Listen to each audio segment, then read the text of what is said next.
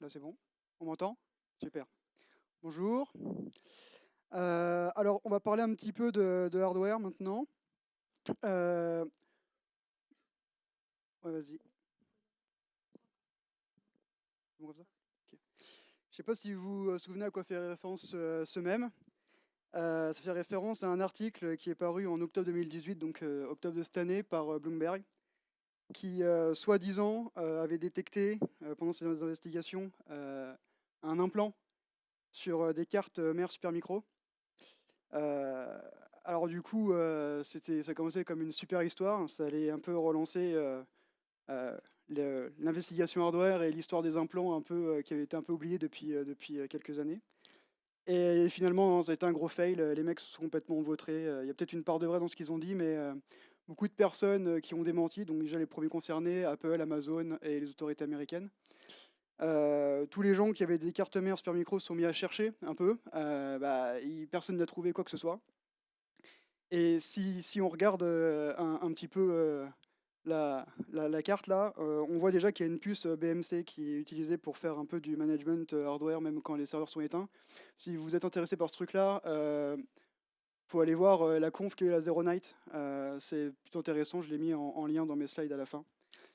Mais surtout, on voit, soi-disant, le allegedly hardware implant qui était mis ici. Je vois pas pourquoi les mecs se seraient fait chier à en foutre un ici alors qu'ils pourraient mettre une vraie puce ou même essayer de reflasher le BIOS de la carte. Bref, je comprends pas trop. Du coup, c'est un peu tombé, c'est un peu fait un flop. Et les gens ont relégué encore une fois les implants hardware et tout ce genre de trucs assez intéressants au rang des légendes urbaines. Pourtant, si on se souvient bien, ah, j'ai eu un petit truc, un petit swap intéressant. Si on se souvient bien, les implants, les implants hardware, c'est vraiment un truc qui existe vraiment, hein. C'est pas un conte de fées, ni une légende urbaine. Si on se souvient du leak qu'il y a eu dans la presse du catalogue de la NSA en 2013, on se rend bien compte que les mecs, bon, c'est déjà en activité depuis au moins 2008. Euh, Là, vous avez sous les yeux Cottonmouth, qui a un implant qui a été foutu dans une prise USB, dans une connectique USB. On voit déjà un peu la taille à laquelle on peut faire face dès 2008, hein. On est quand même un petit peu plus longtemps après. On se rend compte que déjà à cette époque, ils pouvaient, dans cette taille-là, implanter tout ce qui est euh, hardware, comme des processeurs de l'arme 9. Sur celui-là, il y avait de l'arme 9. Il y avait un FPGA, il y avait deux mémoires, une flash et une SRAM. Il y avait aussi un module émetteur-récepteur radio, qui est juste ici. C'est-à-dire que deux dispositifs entre eux pouvaient communiquer, et ils pouvaient communiquer aussi à l'extérieur et être pilotés à distance. Bref, les mecs pouvaient faire du persistence, du software persistence en dehors d'un PC et tout, quoi. C'est assez fou à l'époque. Si ça vous intéresse, il y a des mecs de la communauté sécu qui se sont dit: ah, nous, on a repris les principes des catalogues qui a leaké, et puis on fait des trucs pour s'amuser en Red Team. Ça, c'est assez intéressant à voir. Euh, du coup, on se rend bien compte que ça existe, mais que potentiellement, un attaquant, s'il est vraiment motivé, il peut faire autre chose que de l'implant hardware aussi. Il peut très bien directement remplacer le BIOS original par un BIOS corrompu, quoi. Ça se voit, ça laisse pas de traces, sauf dans le BIOS, et c'est assez compliqué à trouver. Ce genre d'attaque, donc la Evil Mail Attack pour la méchante femme de ménage qui rentre dans une chambre d'hôtel et qui vous corrompt votre PC, ou la Supply Chain Attack, où les mecs de Tao de la NSA sont assez forts là-dessus, où ils récupèrent un colis qui vous est expédié, qui l'ouvre, qui modifie votre firmware et qui le remet dedans et dit: salut, tiens, vas-y, prends-le, c'est bien. Ça s'est vu. Ça prend vachement moins d'argent et moins de temps que d'aller corrompre une ligne de fabrication en Chine pour ajouter des implants à la volée sur Wattmill PCB pour essayer que votre cible en ait un au moins chez lui. Et ça prend pas beaucoup de temps. Il y a un exemple qui a été publié cet été, je crois, où il y a des mecs qui montrent un PC. Je pense beaucoup de boîtes utilisent ce genre de PC. Et en 5 minutes, en moins de 5 minutes, le mec il démonte le PC, il se connecte sur la puce qui contient le BIOS, avec du matos qui coûte moins de 400 €. Il va charger une version de BIOS modifiée, et en rebootant après, bah, pour l'exemple, il montre que bah, oui, il a bien modifié le BIOS et il y a zéro souci. On pourrait penser qu'on est protégé avec des TPM et ainsi de suite. Alors les TPM, Trust Platform Module, donc c'est censé faire une empreinte de la chaîne de boot et de s'assurer que tout va bien à chaque boot. Manque de bol, il y a aussi des vulnes là-dedans, dont certaines détectées dans l'implémentation, carrément de la spec TPM. Et une des dernières qui a été détectée en août 2018, voilà, permet par exemple d'abuser de reboot, de système de reboot de la machine, et dans l'aspect qu'ils disent bah, si tu rebootes trop de fois ou si tu rentres dans une condition où en gros bah, tu trustes le truc qui arrive et finalement bah, tu peux truster ton BIOS qui a été modifié. Donc ça peut avoir des failles et voilà, il ne faut pas toujours s'assurer de tout ça. Alors moi je travaille au CERT de la Société Générale. On a du coup une Blue Team et une Red Team. La Red Team est un peu plus récente, hein. Nos missions principales, c'est faire de la veille sur Internet, principalement aussi de la réponse à incidents, parce que c'est vraiment notre cœur de métier, de la threat intel, du malware analysis. D'ailleurs, vous verrez une conf juste après qui parle de TinyLinux, sur lequel aussi on a travaillé, donc pour avoir un peu une idée du genre de malware qu'on analyse. On fait aussi de la R&D, qui me permet de faire le genre de choses que je vous présente aujourd'hui. Et on publie certains outils que vous avez peut-être déjà entendu parler, comme FEAR pour la réponse à incident, la gestion d'une réponse à incident, FAME, une méta sandbox, et Swordfish plus récemment, qui permet de faire de la sensibilisation au phishing. Alors vous allez me dire, mais pourquoi du hardware analysis? Bah, on voit bien que déjà Microtik tout à l'heure, là, c'est complètement à chier quand même leur sécu. Et tous les objets communicants aujourd'hui, il n'y en a pas un qui passe entre les mailles du filet, quoi. C'est à chaque fois, ils se font choper, il y a des vulnes et tout. Mirai et Hajime, par exemple, c'est les plus connus, surtout Mirai, où du coup, bah, ça infecte des IoT, ça en fait un botnet et ça te balance du DDoS. Alors, t'es pas content quand tu te prends une salle de DDoS là-dedans, parce que c'est assez puissant. Reaper, par exemple, c'est la même chose que Mirai et Hajime, mais là où Mirai et Hajime, eux, ils utilisent directement les mots de passe par défaut du service Telnet, bah, Reaper, lui, va utiliser vraiment bah, les vulnes comme qui a été présenté sur Microtik. Il utilise vraiment des vulnes, il fait pas de brute force, et voilà. Mais son première utilisation, c'est vraiment de faire du DDoS.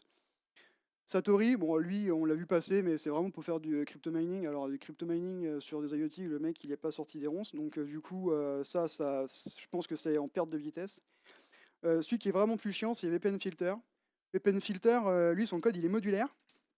Il vole des infos du flux réseau qui passe par le périphérique qui a été infecté. Il est persistant parce qu'il modifie la non volatile RAM du coup sur le device. Donc du coup, je ne sais pas si vous vous souvenez, en Allemagne l'année dernière, il y a eu une grosse vague d'infection des routeurs en Allemagne, et les mecs ont dit bah rebooter et puis c'est bon quoi. Sauf que là tu rebootes et c'est pas bon. Donc voilà, tout ce genre de... Et puis bien sûr les ransomware, bon là c'est une presse d'un POC à la DEFCON, où les mecs ont dit ah bah les thermostats intelligents, nous on fout 30 degrés constant, et puis si tu payes pas un bitcoin, bah tu vas avoir chaud pendant quelques temps quoi. Voilà, bah, c'est pas faux. Du coup, à nous on s'est dit qu'on aimerait bien pouvoir répondre à un incident qui a impliqué un de nos X matériels communicants qui peut à un moment donné être impacté par ce genre de choses. Alors du coup, Blue Team ou Red Team, est-ce que c'est un job de l'une ou de l'autre? Moi j'ai envie de dire les deux, mon capitaine, parce que bah, d'un côté on va avoir la Blue Team qui va vouloir récupérer l'info d'un périphérique potentiellement infecté pour analyser ce qui s'est passé ou ce qui peut potentiellement se passer. Et le côté Red Team où eux, bah, ça va être de la recherche d'exploits de vulnes pour leur test et ainsi de suite.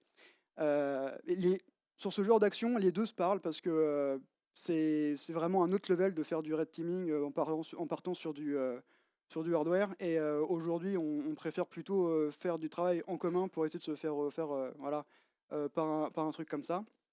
Et là, il y a une étude qui est vraiment très intéressante, un paper qui est sorti il n'y a pas longtemps, sur des mecs qui ont réussi à démontrer que finalement, toutes les features de chiffrement intégrées au SSD, qui sont quasiment pour la plupart vendues massivement dans le commerce, que c'est vraiment le top des ventes, bah, ils les ont quasiment tous, je crois, sur 10, ils en ont bypassé 8, quoi.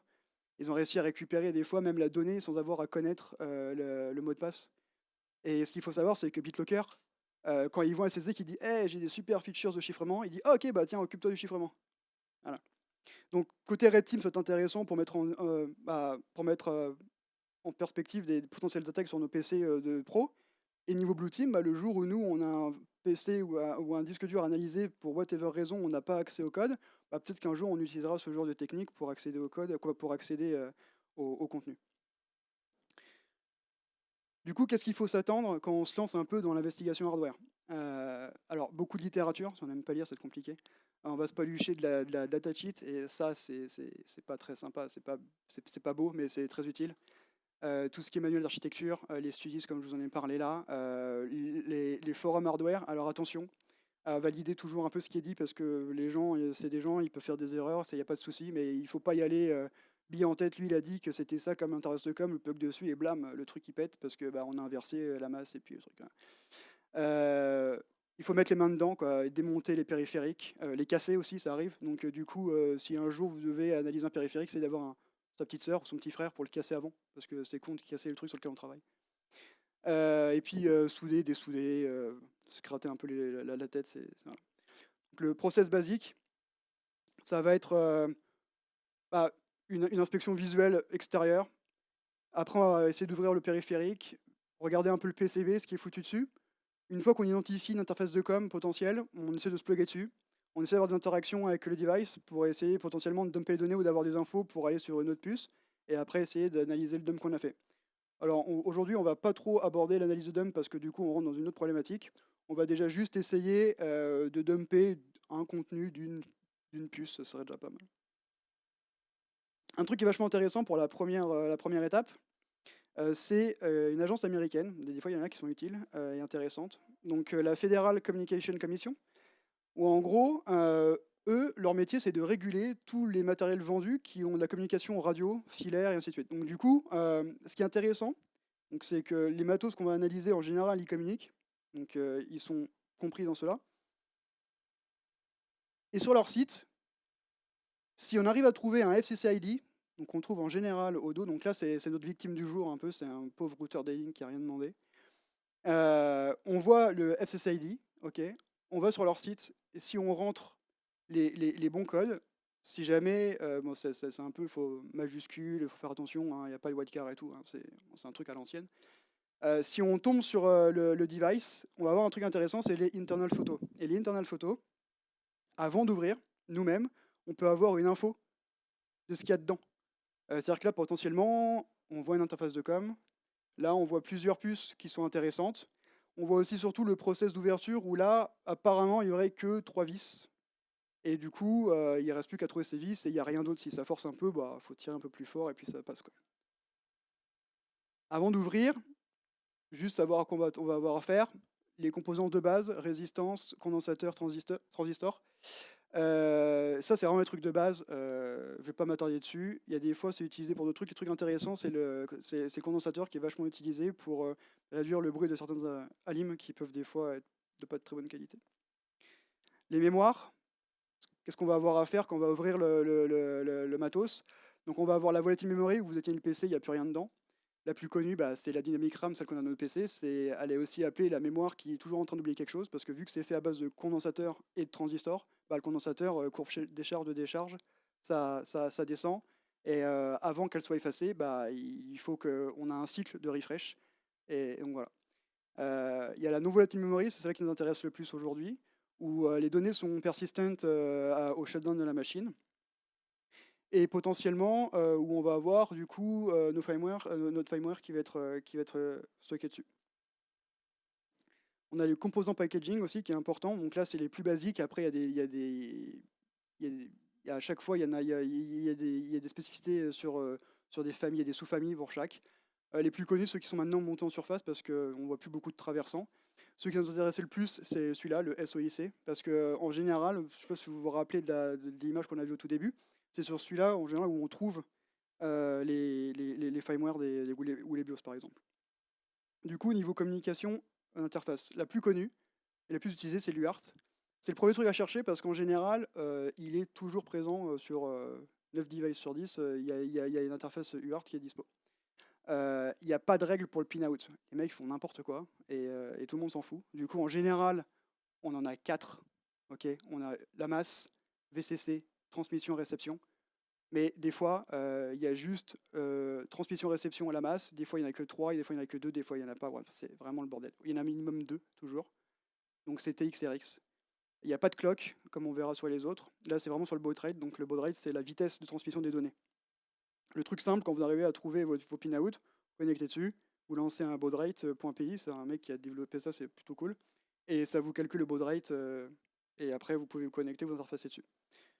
Donc les images c'est mieux. Là c'est notre pauvre victime. Du coup vous voyez, là il y en a 5. Ok. Il y en a un qui sert à rien, on ne sait pas pourquoi il est là. Du coup le test c'est TX en général. Donc, le plus simple c'est de trouver la masse. La masse vous prenez avec votre super multimètre et puis vous mettez en test de continuité, vous trouvez la masse, vous avez la masse. TX en général il est à la même tension que VCC sauf qu'il y a une variation de tension au début. Donc vous vous mettez sur TX et GND, vous bootez. Et là, vous voyez, ça arrive à 3 V 3, ça redescend, ça remonte, bah, c'est de la transmission de données qui est au bout, et donc du coup, bah, ça varie. Voilà. Bon, vous avez TX et GND. VCC, vous pouvez faire un test de continuité pour voir un peu où est-ce que c'est rattaché, si ça va jusqu'à l'entrée de la ligne, et ainsi de suite.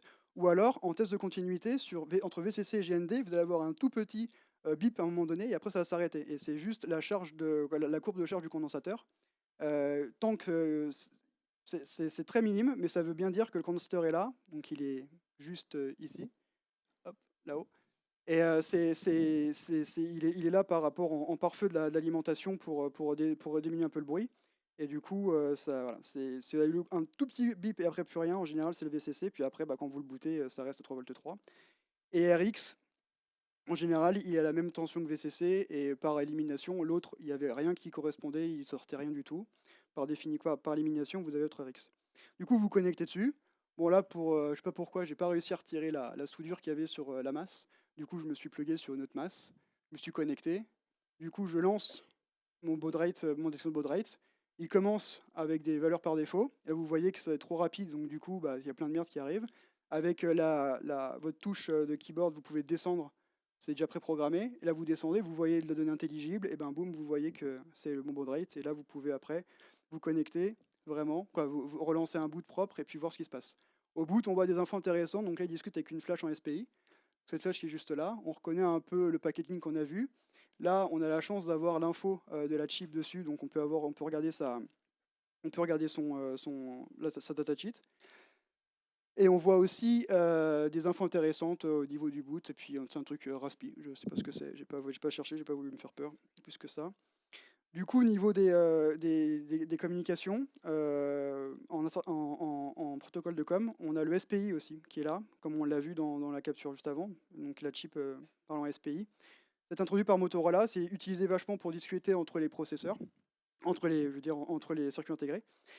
C'est du coup du Master-Slave Protocol. Il y a 4 fils au minimum qui est nécessaire, quoi, 4 connectiques. Ok, donc la clock, pour le coup là il y a une clock. Et puis après, donc tout ce qui est master in, master out, slave in, master out, bon bref, les mecs discutent entre eux, c'est en full duplex, donc ça va dans tous les sens. Si vous avez le nom, c'est plutôt simple parce que vous prenez la datasheet, vous pouvez lire, vous savez un peu comment c'est géré.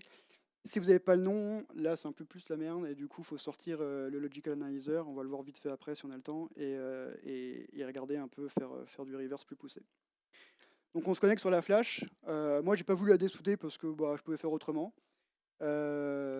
T'es gentil 5 minutes. Du coup, je me plug dessus comme le mec qui a pourri le BIOS de l'autre. Et je me connecte sur un USB, un bus pirate ou un Chikra comme vous voulez. Et là, bah, vous pouvez lancer un outil qui s'appelle FlashROM. Vous lui donnez le nom de la chip. Au début, il a gueulé, du coup, je lui ai mis force parce que j'étais sûr de moi. Du coup, il a dit t'es sûr? Il fait oui, oui, vas-y, balance tout. Et puis, on lit un truc, on l'analyse et on voit que c'est une donnée intelligible. Du coup, on peut passer à notre phase d'analyse. Bon, bah, l'I2C, c'est pareil que le SPI, mais il y a 2-3 différences quand même au niveau des connectiques, que c'est dual duplex, donc il n'y en a qu'un qui parle à la fois. Donc voilà, vu qu'on n'a plus beaucoup de temps, je vais accélérer. Le JTAG, ça c'est pas vraiment une interface de com, c'est plutôt un standard pour tester les composants en ligne de fabrication. Du coup, moi, je l'utilise principalement pour dumper les téléphones, parce que ça permet vraiment de pouvoir discuter au processeur et de dire au processeur, bah, donne-moi cette partie de la mémoire, donne-moi l'autre, et finalement, on lit toute la mémoire avec ce connectique-là.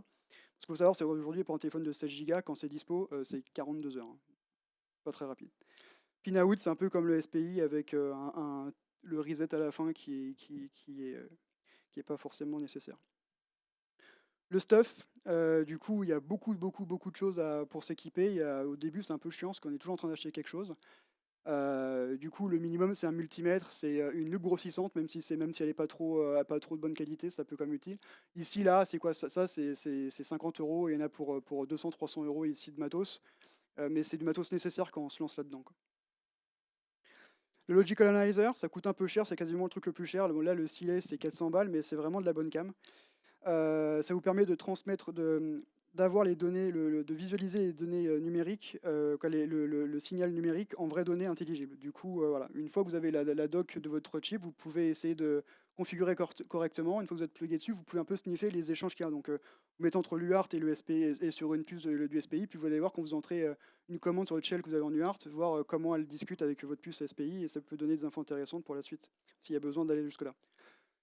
Soudage, dessoudage, là, il n'y a pas vraiment, quoi, il faut vraiment mettre les mains dedans, il faut se brûler, faut pleurer, il faut louper, la température, en général, ça c'est plutôt une chose qui est toujours la même, c'est 375 degrés sur la station air chaud.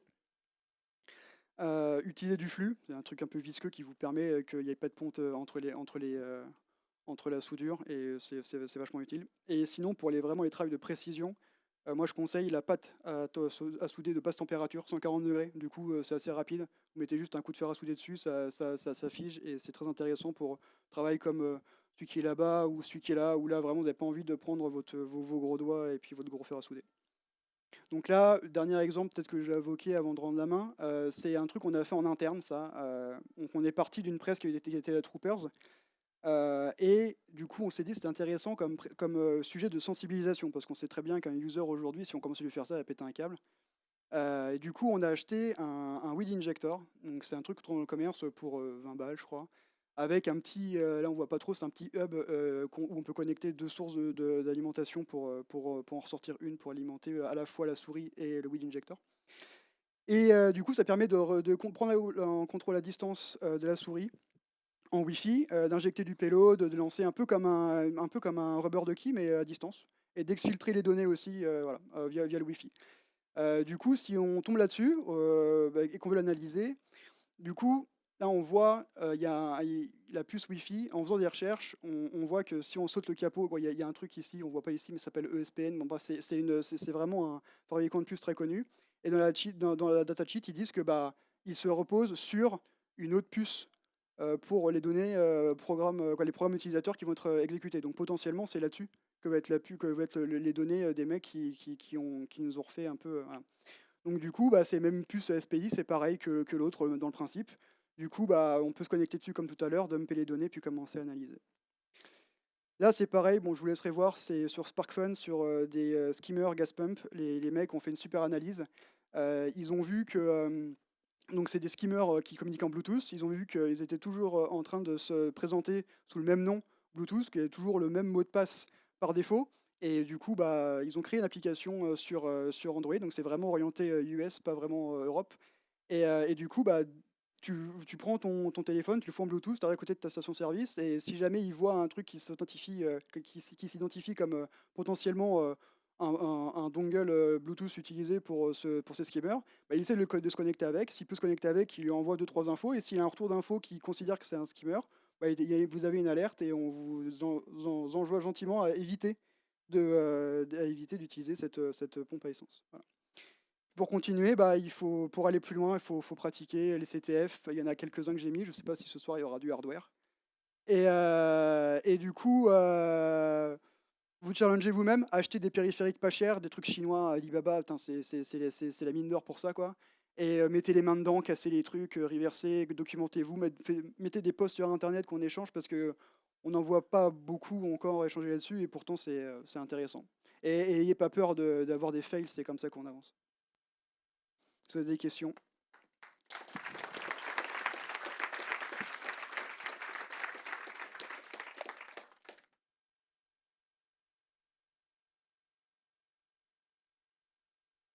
Il faut que tu lui jettes ça à la gueule. Ouais, mais bon. Ma question, elle est... Très bien. Bon.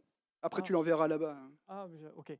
Ma question, en fait, c'est par rapport en fait aux EPROM. À chaque fois que j'ai vu, lorsque vous avez essayé de lire le dump d'un EPROM, vous mettez directement la passe dessus. Il ne faut pas normalement démonter, enfin dessouder carrément l'EPROM pour pouvoir le lire. Parce que comme ce que j'ai vu, moi, sur d'autres programmateurs, généralement, Ouais. on dessoude avant de le lire. Ouais, non, t'es pas obligé. Là, t'es pas obligé parce que vu que ta pince, elle va venir prendre, tu te plugues dessus, tu touches toutes les pins de ton EPROM. Ouais. Si du coup, tu l'alimentes avec la bonne tension et que les autres pins, elles ont ce qu'elles veulent, en fait, elles sont bien reliées. Ça dépend après de ton programmeur. Après, effectivement, le plus simple, c'est d'utiliser des programmeurs où tu dessoudes la puce parce que tu te mets dessus, lui, tu le plugues dessus, il fait ses affaires. Mais là, ce que j'utilise, moi, le Chikra là, de Xipiter, c'est 45 balles. Mhm. Le programmeur qu'on a vu au tout début, c'est 200 €, quoi. D'accord. Alors, effectivement, quand on fait ça tous les jours, c'est un bon investissement le truc de 200 €. Mais par contre, quand c'est un truc où tu fais un peu du hobby, où tu en as 2-3, dire au patron de la banque que j'ai acheté un microscope binoculaire à 700 balles et puis ça pour faire du reverse hardware, le mec va rien comprendre, quoi. Mais c'est compréhensible aussi, quoi. Mais t'as raison. Après, il faut aimer dessouder les choses et pas avoir peur de tout flinguer et pouvoir le remettre dessus après, quoi. Encore une dernière question. Il y en aura... On a le temps Ah, que pour là-bas, une... là-bas c'est le premier, Allez, hop, mais on a le temps que pour une question. Mais Mais tu bon, viendras me l'avantage de la voir après. conférence, c'est qu'elle est à taille humaine. Et donc, n'hésitez pas à aller poser vos questions après les talks. Ouais, une question sur les mémoires. Donc sur du SOIC, sur du TSOP, je vois bien comment tu fais. Mm. Sur des composants BGA, Tu dessoudes. tu arrives à dessouder sans casser sur du BGA? Ouais, ouais. Bah, il faut, après, c'est une question de pratique. C'est une question de pratique. Moi, les premiers que j'ai fait, je les ai ruinés, hein. Je savais pas, je prenais le truc, j'appuyais trop fort, je déchirais le truc. Mais alors, pour les BGA, on peut en reparler après si tu veux, mais la technique, c'est tu préchauffes un peu ton PCB complet. Donc, tu montes quasiment à 200, 280 ton PCB. Il peut tenir quasiment 400 degrés avant que ça monte trop en température. Et après, avec ton fer à avec ton station air chaud, bah, tu vas appliquer quasiment que 80 degrés de différence qui va permettre de chauffer un tout petit peu plus la soudure qui est en dessous et puis tu arrives à les récupérer. Mais on commence à rentrer dans le touchy. C'est quoi ton taux de succès du coup pour, Le taux de succès aujourd'hui, alors j'en ai pas beaucoup fait, j'en ai fait peut-être 5 ou 6 et je suis peut-être à la moitié de succès, quoi. Mais parce que je commençais à trouver ma technique un peu sur la fin, quoi. Mais quand on se lance là-dedans, ouais, ça devient compliqué. Alors, je prends dernièrement, pour les BGA, il y a une autre technique, ça s'appelle l'ISP, c'est une In-System Programming, qui est vachement utilisée pour les smartphones maintenant, où en gros, il y a des mecs qui ont dessoudé pour toi, qui ont essayé de faire les pin-out sur les résistances et condensateurs, ils se foutent dessus, et du coup, après, ils parlent directement avec la puce. Donc ça, c'est une autre technique vachement utilisée qui est préférée, mais des fois, tu peux pas faire autrement que de dessouder, quoi. Il faut en avoir deux, du coup, un pour tester, puis un pour y aller. Ben voilà, on peut tous remercier Franck.